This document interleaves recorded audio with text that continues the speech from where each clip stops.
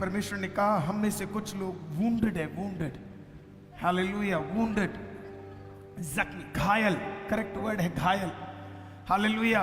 कभी कभी हम में से कुछ लोग घायल है, और जरूरी नहीं है हर बार जब आप घायल हो तो आपको बाहर से दिखे, हालेलुया। कुछ लोग पूरी जिंदगी बाहर से घायल नहीं होते, कुछ लोग पूरी जिंदगी अंदर से घायल होते हैं, हालेलुया, आमीन। और परमेश्वर ने कहा घायल लोगों को, आमीन, मैं इस उपवास में फ्री करने जा रहा हूं, हालेलुया, घायल लोगों को, आमीन। आज एक वचन को ध्यान से सुनेंगे, उसे रिसीव करेंगे तो जाने से पहले, आमीन, आप अपने घावों से उभरने जा रहे हैं।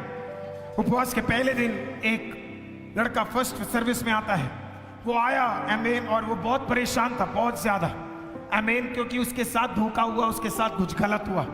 वो अपने माँ बाप से नहीं कह सकता, वो अपने परिवार से नहीं कह सकता, वो मेरे साथ उपवास में बैठा, आमीन, वो मेरे बगल में बैठा, उसने मेरे से बातचीत करना शुरू किया। उसने कहा पास्टर आई एम वुंडेड, मैं घायल हूं, आमीन, क्योंकि मैं सह नहीं पा रहा, रात को सो नहीं पा रहा, मैं परेशान हूं, आमीन, क्योंकि मैं अपना दर्द किसी को बता नहीं पा रहा हूं, मैं किसी को बोल नहीं सकता, मैं अपने परिवार को नहीं कह सकता, आमीन, मैं अपने आमीन दोस्तों को नहीं कह सकता, समझाने के लिए कोई नहीं है पास्टर, मैं अंदर से घायल हूं क्योंकि मैंने धोखा खाया है, आमीन, और मैंने धोखा ऐसा खाया कि मैं उसके बारे में बता भी नहीं सकता, वैसा धोखा मैंने खाया है।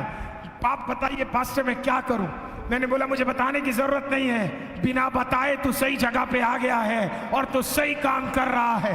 उपवास का पहला दिन था, आज पहले आराधना के बाद जब वो जा रहा था मैंने उससे एक सवाल पूछा, मैंने कहा वो बाहर खड़ा था, मैंने उससे पूछा कैसे लग रहा है, आमीन, कैसा लग रहा है, तेरा घाव सब कहाँ है? तो उसने मुझे एक लाइन बोला, पास्टर अब घाव नहीं, अब सिर्फ निशान रह गया है और वो भी चला जाएगा पास्टर, वो भी चला जाएगा। आज मैं आपको बता रहा हूं हम सब घाव है, हम सबके जीवन में कुछ ना कुछ घाव है। We are wounded। किसी ने हमारे साथ धोखा किया, या कोई एक्सीडेंट हुआ, या हमारे ऊपर कोई बीमारी हुई, क्या हमारे ऊपर कोई कठिनाई आई, या हमारे पति ने हमारे साथ गलत किया, या पत्नी ने किया, या बच्चों ने किया, या परिवार ने किया। हम बाहर से तो मुस्कुराते हुए चेहरे दिखा रहे हैं, लेकिन अंदर ही अंदर कहीं ना कहीं हमारे अंदर घाव है। लेकिन मैं आपको एक खुशखबरी बताना चाहता हूं, आमीन, इस कलीसिया में मेरे को नहीं लगता कोई भी व्यक्ति ऐसा है जो बिना घाव के यहाँ पे आया, घायल के बिना कोई इस कलीसिया में नहीं आया। कुछ तो आपने सहा जिसके कारण आप आईसीएम में आए हैं, हालेलुया। तो इसके लिए अपने बगल वाले को देखिए, आपको घायल व्यक्ति नहीं दिखेगा, आपको प्रेज़ द लॉर्ड वो व्यक्ति दिखेगा जो घायल होने के बावजूद भी खुदा को छोड़ा नहीं है और खुदा में टिक कर खड़ा रहा है, हालेलुया, आमीन। घायल, हमें से कई लोग ऐसे ऐसे कठिनाई से गए जो हम बाहर बताना पसंद नहीं करते, हालेलुया। और परमेश्वर भी खुद यीशु मसीह कहता है मैं तुम्हारे कारण क्या हूं, घायल हुआ हूं। जब आप एक व्यक्ति को देखते हैं जो गलत कर रहा है, हमारा पहला रिएक्शन ये होता है कि वो सामने वाला गलत कर रहा है। जब आप एक शराबी को देखते हो, आप एक आमीन सिगरेट पीने वाले को देखते हो, आप एक व्यक्ति को देखते हो जो गलत कर रहा है, आपको लग रहा है कि वो गलत इसके लिए कर रहा है क्योंकि वो गलत है। नहीं सर, जरूरी नहीं है हर व्यक्ति जो गलत कर रहा है या ले रहा है वो गलत है। हो सकता है उसके जीवन में कुछ ऐसा घटा हो जो वो जता नहीं पा रहा और वो बता नहीं पा रहा। काफी बार जब उन लोगों से हम मिलते जो निराश होते या गुस्सा होते, जरूरी नहीं है उसे गुस्सा करना अच्छा लगता है, शायद निराशा उसके जीवन के अंदर है, शायद वो कुछ ऐसी चीजों से गुजरा वो जो आपको बताना नहीं चाहता। और जरूरी नहीं है हर आदमी आके आपको ये बताए कि वो क्या गुजर रहा है। मैं तो ये कहता हूं कि आपको किसी भी इंसान को बताने की जरूरत नहीं है आप क्या गुजर रहे हैं, हालेलुया। क्योंकि हम लोगों को बाहर से देखते और हम सोचते कि यार कोई बात नहीं यार, ये मेरी तरह नहीं तो ये पापी, ये मेरी तरह नहीं तो ये पापी है, हालेलुया। खुदा ने कहीं ये नहीं बोला तेरी तरह बनना है, खुदा ने बोला मेरी तरह बनना है, हालेलुया।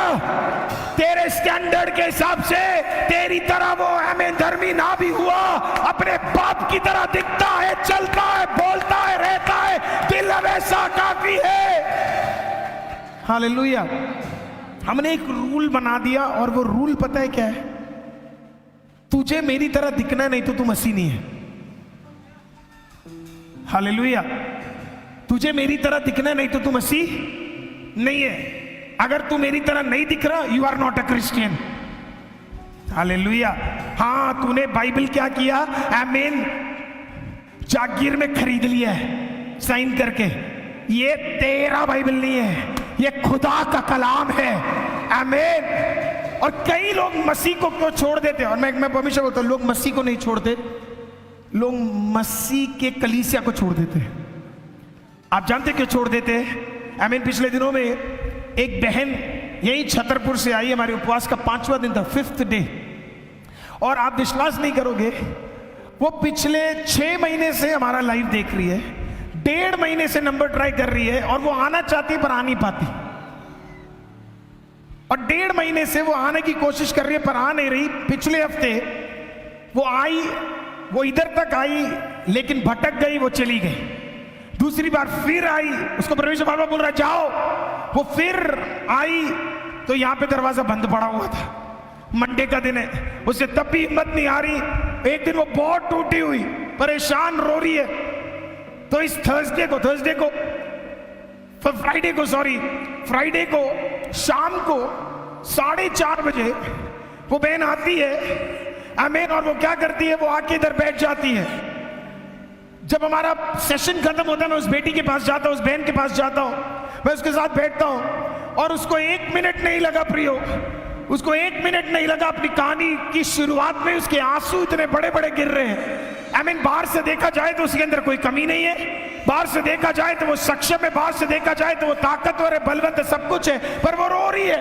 मैंने पूछा सिस्टर व्हाट हैपेंड, और बोला पास्टर अरुल, अप्रैल 17 ईस्टर का दिन सब लोग यीशु के जी उठने का आमीन आनंद मना रहे थे, मैंने अपनी 3 साल की बेटी को सफदरजंग हॉस्पिटल में खो दिया।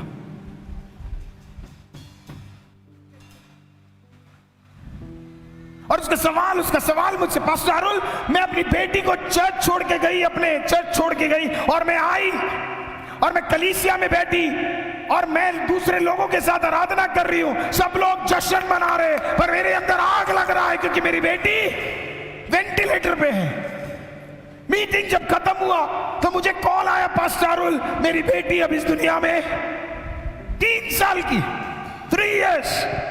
उन्होंने बोला मैं क्या बोलती, मैं क्या कहती बच्चे को। उन्होंने कहा पास्टर अरुल, मैंने आमीन बच्चे को आमीन फ्यूनरल किया, सब किया। उन्होंने बोला एक व्यक्ति नहीं आया मेरे घर में परमेश्वर का एक वचन बताने, पर बहुत लोग ये बोलने आए शायद तेरी कमी की वजह से तेरी बेटी चली गई। बोला सब ये बोल रहे मेरी कमी है, इसके लिए मेरे घर पे ये मेरी बच्ची मुझसे छीनी गई। मैंने उस बहन से बोला अगर ऐसा ही है तो यीशु की मां के सामने यीशु का आमीन 33.5वें साल में मृत्यु हो गया। यीशु का कमी नहीं था, आमीन उसकी मां का कमी नहीं था कि यीशु का मृत्यु हुआ। पिता परमेश्वर की महिमा के अनुसार, समय के अनुसार आमीन उसको वापस बुला लिया गया। हालेलुया। बिखरे हुए लोगों को और तोड़ने के लिए नहीं बुलाया है हमें टूटे हुए लोगों को और नीचे करने के लिए नहीं बुलाया है हमें। अरे अगर कोई टूटा है उसे दबाने के लिए नहीं, उसे उठाने के लिए, उसे गले लगाने के लिए, उसको बोलने के लिए कि कोई बात नहीं, इससे भी बेहतर आ रहा है, इससे भी अच्छा होगा। हालेलुया। वो कल भी आई, वो आज सुबह भी आई। आमीन, प्रेज द लॉर्ड।